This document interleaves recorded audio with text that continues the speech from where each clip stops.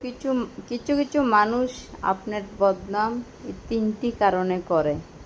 প্রথমত, আপনি সত্যি কথা বলেন, কিন্তু সত্যি কথাতে কিছু কিছু মানুষের মুখোশ খুলে দেয়।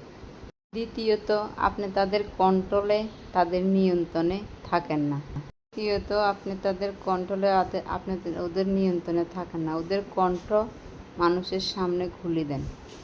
তাদের দ্বারা নিয়ন্ত্রিত হন না, যার কারণে তাদের সকলের সামনে তাদের মুখোশ খুলে যাবে।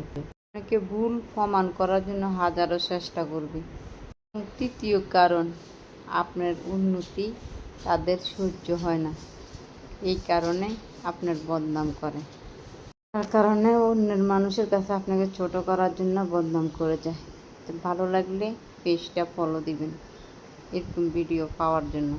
যারা আসলে এই অভিজ্ঞতার শিকার হয় তারা আসলে এক রকমের বুঝাবার চেষ্টা করে। আপনারা বুঝে নেবেন, যারা আপনারা আমাকে বোঝেন, যারা আমার পেজটা ফলো দেন, যারা আমার ভালোবাসেন, সবারই সতর্ক থাকবেন এসব মানুষের কাছের থেকে।